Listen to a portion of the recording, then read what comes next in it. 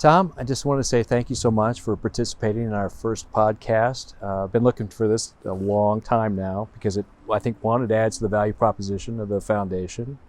Two, I'm a huge admirer of what you've done personally and professionally. And three, I consider you a friend. So I've been looking forward to this for weeks now. So thank you for coming. Oh, pleasure. Thanks if we begin, how would you tell us a little bit about yourself?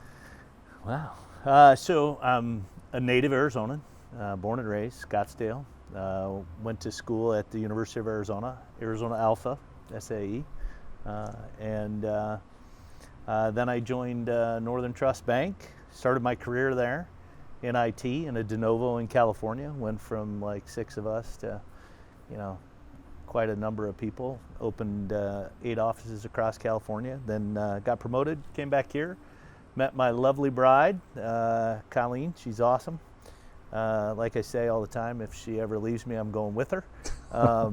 She's incredible. And I have 3 kids. I have Kate, my oldest. She's an Alpha Phi, computer science.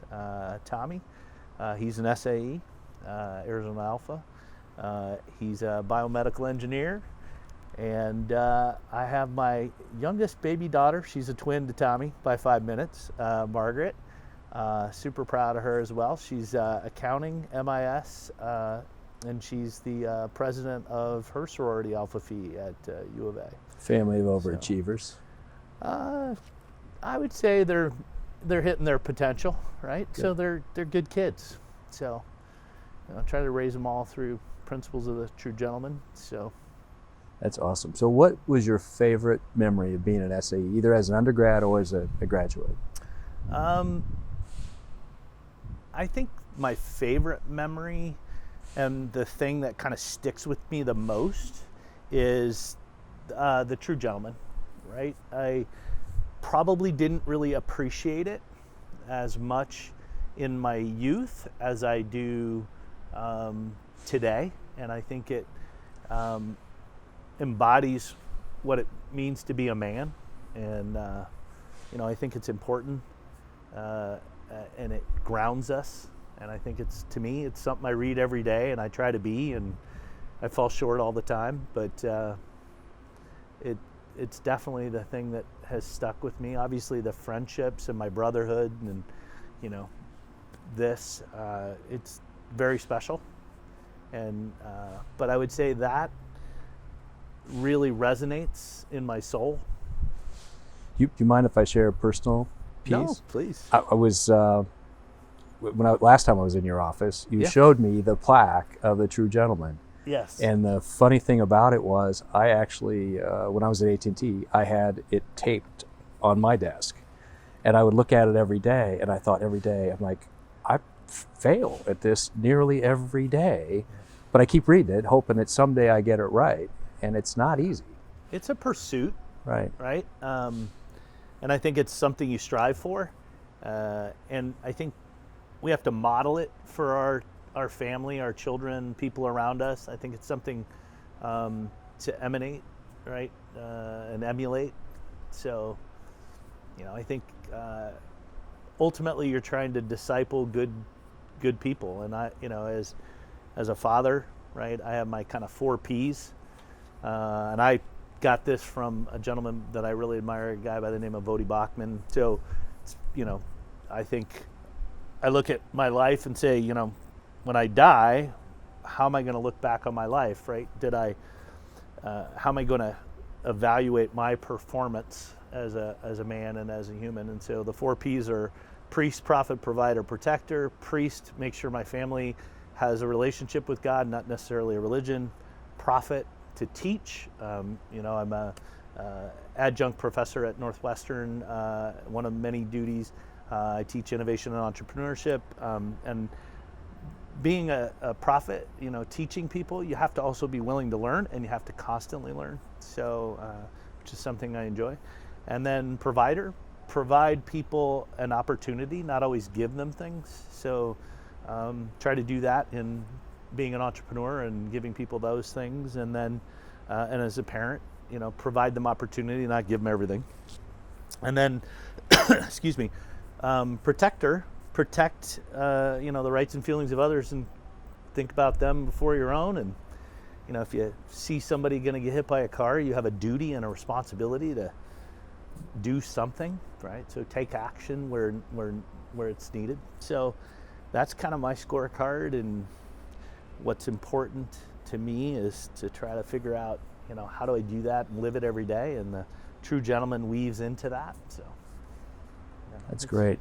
So when you were growing up, this came from someplace. Did you I'm not learn? sure I've grown up. I would say I'm growing older.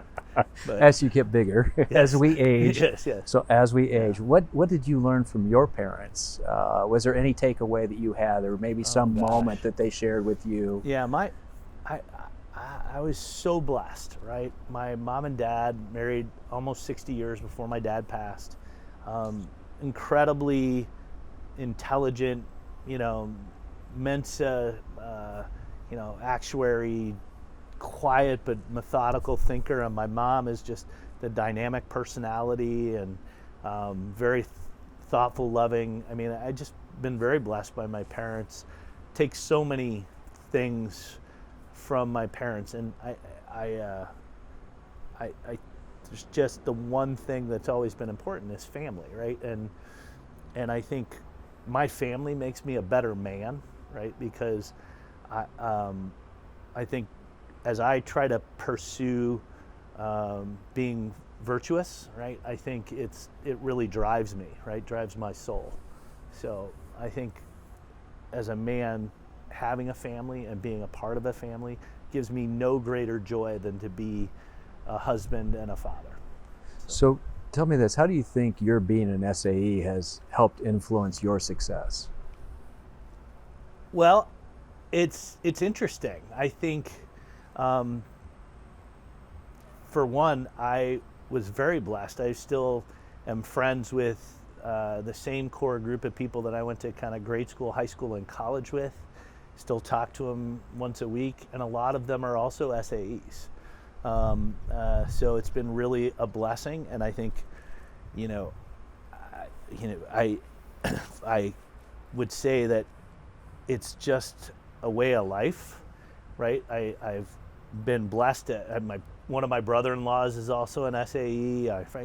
Just there's a bond that I see in the people, and it's instantaneous, right? And I think that's true with a lot of fraternities. I think the Greek community is an important thing. If you look at the success rate and the contribution, when I measure success not just by wealth, but the contribution of people that give back time, talent, and treasure, I think the Greek system has done an incredible job at nurturing and accomplishing that, right? And so I'm glad to be a part of it. I know we get a lot of bad press, and like anything, if we focus on the bad, it can seem daunting. I think we need to, as a world, we need to focus on the good and really try to promulgate that into our future instead of just all the negative. So I agree. So it seems a lot of times I'll think, oh shoot, I wish I had known that prior to today. And so if we think about all of our recent undergrads or some of our alumni that are sort of early in their career, what would you tell them that, based on all of your experience and learnings, what would you tell with them today that you wish you had known prior that maybe they could learn from? I would say very simply, seek wisdom, right? So, I've kind of laid out a compass for my kids, and I wish I would have known this earlier, was, you've got kind of ignorant, smart, stupid, and wise, and wisdom you get from other people, right? And so I wish I would have asked more questions and been more engaging with people, right? And understood, okay, what are the top 5 questions I'm going to ask people, and what do I want to know? And wisdom people will give to you typically free. It doesn't, they share it. They want to help you to learn from their mistakes. I think it's important that you know where you are on the compass, kind of like the "you are here" dot at the mall, right? So it's okay to be ignorant. You're going to make mistakes. So as a manager, a father, a husband, and as a human being, I try to be very cognizant of, before I rush to judge, do I allow ignorance to exist. It's okay because that's how we learn. We've got to be ignorant. And then I think, I wish I would have learned this concept and principle of understanding that I'm going to make mistakes. I'm going to make a lot of them. As an entrepreneur, you kind of have to get comfortable with failure because you're going to have a lot of it. And so for me, the wisdom is learning that there's this compass, and that just because you were ignorant and you made a poor decision, you didn't have any wisdom to garnish, you make a decision, quickly change it and learn from those mistakes, right? So, to me, it's temporary. It's the "you are here" box. It's not that you are ignorant or you are stupid or you are smart or you're wise. It's you transition through it, right? So I've always kind of joked about there should be a SMART score, like a credit score, because on some things like technology, I probably get a really high SMART score on things that, how my sewing machine that's in my house works, I'm probably a pretty low score, right? And so, my goal someday is to be able to, dial in and based on my SMART score, get routed accordingly. I don't want to start back at the square one with, is the computer on when I'm a techie? Right. But, you can ask me that about the sewing machine. I'm not sure, right? Like, I don't really know how it works. To me, that's one of the interesting things. Every time I talk to you, I feel like I learned something new, which is kind of neat, which is why I like to talk to you.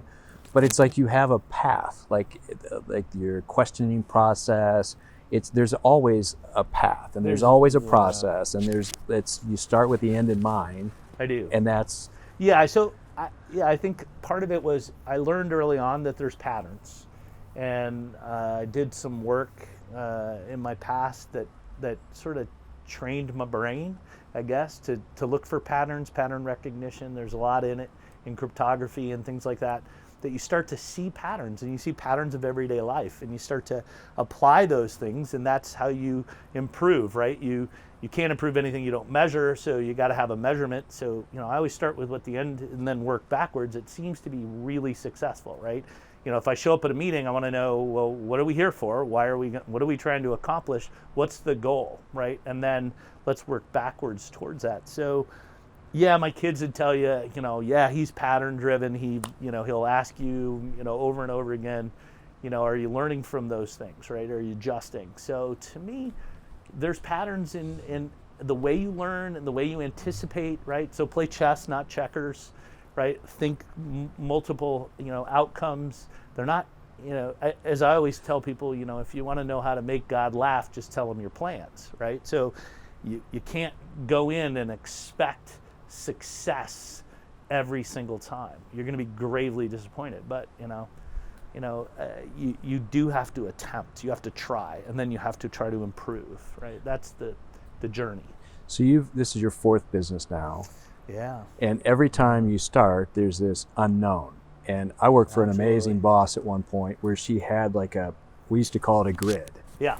And it's back to your pattern recognition. You don't know what you don't know, but as you put the pieces together, the grid forms, and suddenly you get comfort from this pattern process that you use. Yeah, and it's actually kind of fun, right? So teaching innovation and entrepreneurship, I've been really blessed to work with some great, very incredible team of faculty. There's 5 or 6 of us that work together with an advisory board of people to advise these young folks in that pursuit. And even in being an entrepreneur, there are patterns, right? There's, how do you start and how do you create it?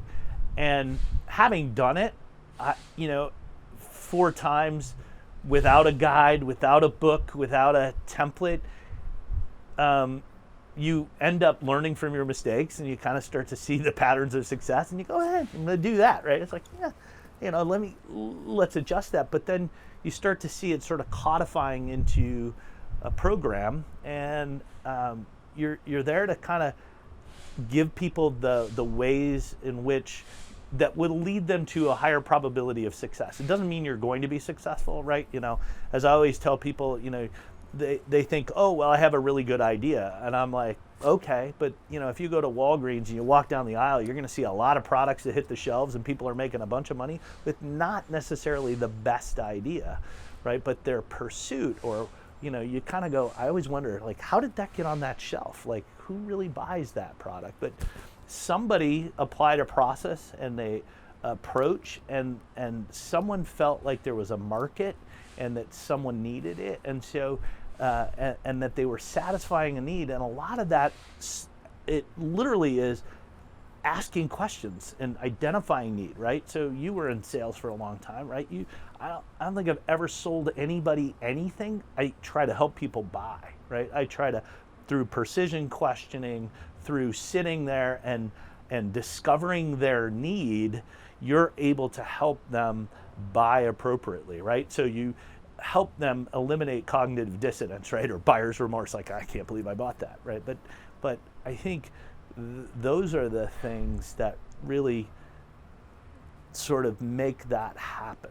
Does that make sense? It makes a ton of sense. So as you go through this startup process, clearly you make mistakes. So what's a mistake that you can talk about on film? And what did you learn from it? And then, before I forget, because as I get older, I tend to forget, you shared with me this perfect apology, which I think goes hand in hand with the mistake process, right? Yeah. You make a mistake, how do you deal with it?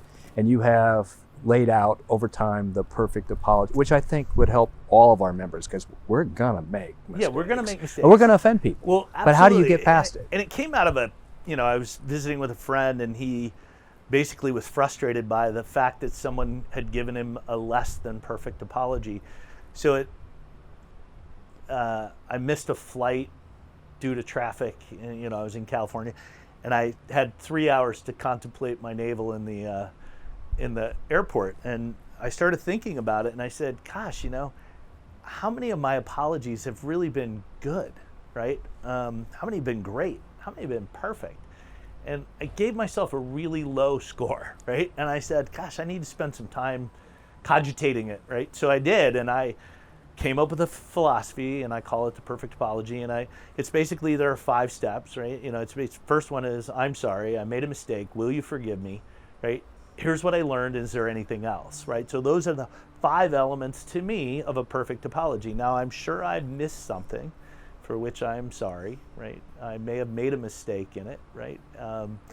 I hope you'll forgive me. And this is what I've learned, that if I have a way of approaching it, I might make it better. You think I've missed anything? Not that I can think of. But I think that the key thing is you put the thought into it, one, to do it properly, which is sort of what you always do, which is, I find interesting. But the other piece is, it's how is it delivered? Is it delivered with some sort of heartfelt? Because people can tell if you just say, I'm sorry. No big deal. Yeah, you can't be disingenuous. You can't explain it away. And there's an article, I can send it to you. I spent some time trying to teach that, right, to my children, right? They're going to make mistakes. And I've shared it with a number of people over the years that have said, hey, can you send that to me? And I'd be glad to send it to people. It's I've written a bunch of these. I call it my popcorn popper and crock pot in my head, right? So that's the book. It's all the little Tom thoughts. I mean, I try to examine things when I'm doing some of the things that I enjoy, right? To kind of switch out of my normal, job as a CEO. How do I love better, right? What's my process, right, of doing that, right? And to me, what are those, everything needs to be broken down into a frequency, right? And as a parent, what are the things my kids need to see, experience, have, hold, enjoy as they mature in their age, right? From infant to adult, right? And I have to realize my job, even as a parent, changes, right? I'm less directive and more consultative as they get older, right? And so I think trying to examine how I can be better, I think is soothing to me, right? Am I the loving husband that I want to be? Am I the parent that I want to be? Am I the manager that I want to be, right? Am I the friend I want to be, right? So I have and I'm really off the chart, and I get it. I mean, I start with, between Christmas and New Year's, I write my goals for the next year, which is a little wacky, but I start with, God, family, company, friends, and me. And I put goals in there, right? Like, even just, God, okay, am I going to church enough, right? So I give myself, if 80% of, 52 weeks in a year, I should be able to get there, and attend, right? And then as a, family, how many big vacations are we going to take? How often am I going to spend quality individual time with my children, right? And so I put all of those things in to hold myself accountable, right? It's my little list. I write them every year. Like, how many times am I going to share my faith? I'm accomplishing a check in a box right now, just sharing this outwardly, saying faith is important to me, right? I'm not huge into religion. I would tell people I'm little C Catholic, which means, universal, not, necessarily all the doctrine of the Catholic Church, but, and that's for a whole host of reasons, but I try to look at those things in that order, because as the busier you get, the more scarce, you got to really kind of hone in and really understand how to manage your time. And I have two wonderful people that help me. My assistant, Laura, she helps me manage my work calendar and keep all those things spinning, and my wife on the personal side. And, I am blessed that they work together really well on managing me. So it's awesome. So how do you describe your leadership style or your management style? And are they the same or are they different? I think I'm pretty genuine and authentic at home and at work. I would say people would say that he's very consistent in his approach and demeanor. I would say the only thing I probably discriminate on is intellect and stupidity, right? I think for me, we have to try to do better as human beings, and not make the same mistakes more than once. And we have to learn from those, and we have to accelerate our learning. And sometimes that means we have to accelerate our mistakes, right? Because that's how we learn. So they kind of go hand in hand. So I think people would say outside of work, I'm the same person. I feel like I work for my employees, and I'm honored to do so. We're a 100% employee-owned company, and as a part of that, I feel very blessed to work with them. And I feel like I have the same obligation and responsibility to my family, and ultimately I believe I'm gonna die, and one of the things that I think of is, what's the legacy and how will I be remembered, and is it the person that I see in the true gentleman? And I think people will be able to point to every line in it and show where I failed, okay? But I think in the aggregate score, right, when I look at the overall lifetime, I think people would say that I've stayed true with a lion's share of my performance as a human being, right? So that's kind of been my goal, is to, humbly ask for forgiveness, right, for my sins and my issues. So one of the things that when we talked about doing this that I thought was really important was we were going to talk about some of our recent graduates. Yeah. And so they're in the process of looking for new jobs. And then we've also got that group now. It's funny, when I first started, you went to a business and you stayed there forever, right, or you did what you do and you went out, you started your own shop and you did that. Right. But it was really one or the other sort of thing. You had these serial entrepreneurs, or the people like me who locked in for a long time in the corporate world. And so as you go through this interview process, what I found interesting was you had, as you always do, you had this mindset of what it looks like from start to finish, from 10 minutes out to once you got in the process. Yeah. And so can you share some of that? Sure. So again, trying to understand the process that goes through finding great talent, right? So we've been very fortunate that our employees have voted us to be a top place to work for a number of years, and I think that's by design, right? So we try to, again, think of the rights and feelings of others before our own, try to design a place that people want to work at, right? And that we can take exceptional talent in. So part of that is you have to have a process of interviewing, you have to have a selection process, and you have to be able to score candidates, because you're never going to find a perfect candidate. There is no perfect candidate for any job. There never has been, there never will be.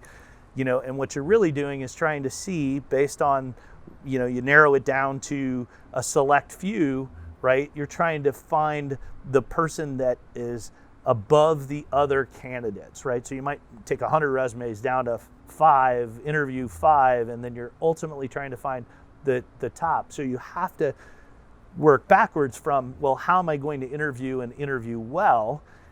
And then you can tell who's prepared, right? And who is anticipating and understanding that process. And, great story I had, I was driving to work one day, and I'm on my way going past Morton Arboretum to the building that we were in, and this woman that I was in front of decided to pass me and flips me off, and I show up at the building, and she's my interview, right? She's the person I'm to interview for the job. She immediately knew she probably wasn't going to get the job because her character wasn't in keeping with what we were looking for. So part of it is you have to realize that your interview really starts, miles away, and your behavior on your way in and every day is important. And I've hired people based on watching them for years and knowing, right? I had an intern that I immediately found out he was looking for a job, and I immediately hired him, and he said, well, I didn't interview. And I said, you have for 14 years. I've watched you and watched your behavior. You're the first kid who walks me to when I was lost, right? You walked me to that. And those things make an impact. So I think it's important that we teach our youth that it's not just the hour that you're in that interview. You have to understand there's a ways before you get there, and then when you get there, there's about 5 minutes. There's a pattern. If you'll hear all this, there's a pattern. First 5 minutes can be a little bit warm-up intro, then you're going to have 30 to 45 minutes of question and answer. You're going to hear a flag that says, now we're getting ready to wrap, and it's usually the interviewer turns over to you and says, do you have any questions? Now, that's your time to ask a question that will hopefully differentiate you, and you got to realize there's a match going on. You're matching your skills with what skills they need. And so you're also looking at them, and a perfect job has a match of what I call the three core elements, and there are 3 types of questions you're going to get in an interview, so you got to kind of anticipate and understand that. And an interview to me is an exercise where you're actively listening, right? And they're precision questioning you, and the questions they're going to ask you, right, are going to be open-ended, closed-ended, and trapping, right? Open-ended, yes, they want you to be descriptive, right? They want you to give a little more than a yes or no, right? A closed-end question is binary, yes or no, and everyone hates when you get a open-ended answer to a closed-end question and vice versa. It just feels awkward.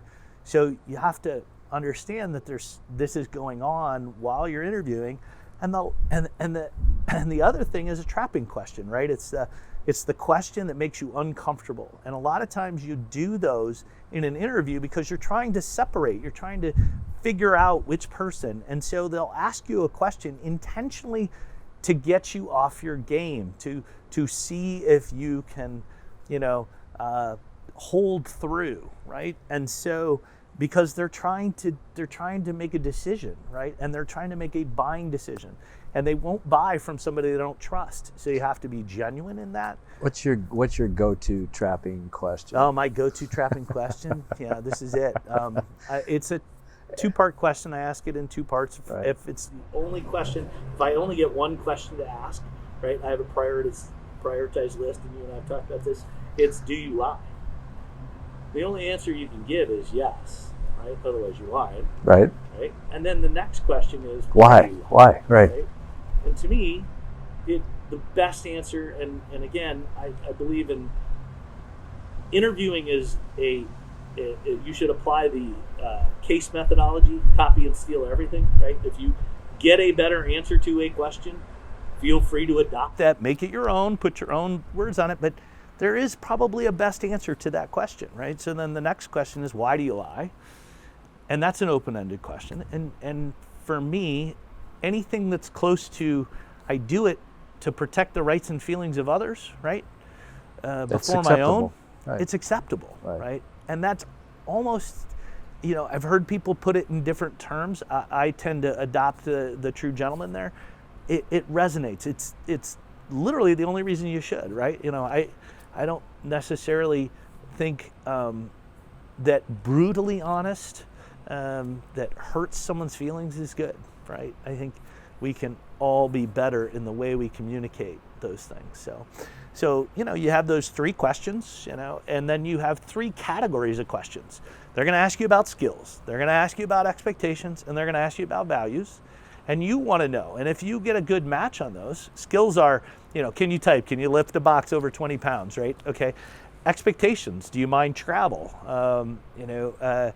There's lots of those types of, and then there's values questions, which is, they want to know about your ability as far as how's your character, what's your integrity, all the great words that are there in The True Gentleman and what John Walter Whalen wrote, character, deportment, integrity. There's a finite number of those. So if you spend some time writing down 20 questions of skills, 20 questions of expectations, and 20 questions of values, then go practice and answer those genuinely, and then ask your parents, ask other people how they would answer those, and you'll start to see which answers are, one, congruent with your character and how to answer them better. And reality is, it's kind of, it's like the interviewing's like camping, right? They always tell you don't have to outrun the bear, you just have to outrun the other camper. That's interviewing. Your job is just to outrun the other candidate, right. Okay?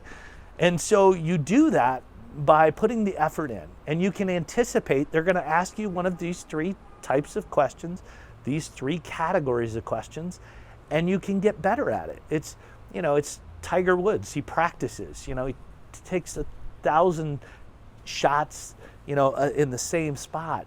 And that's really what it is. You got to practice your interviewing skills. You got to, really, what's funny is it's an active listening exercise. You're actively listening to the type of question they're asking you, and you're giving the answer that best fits. So it's important to tell them what you want to tell them, right?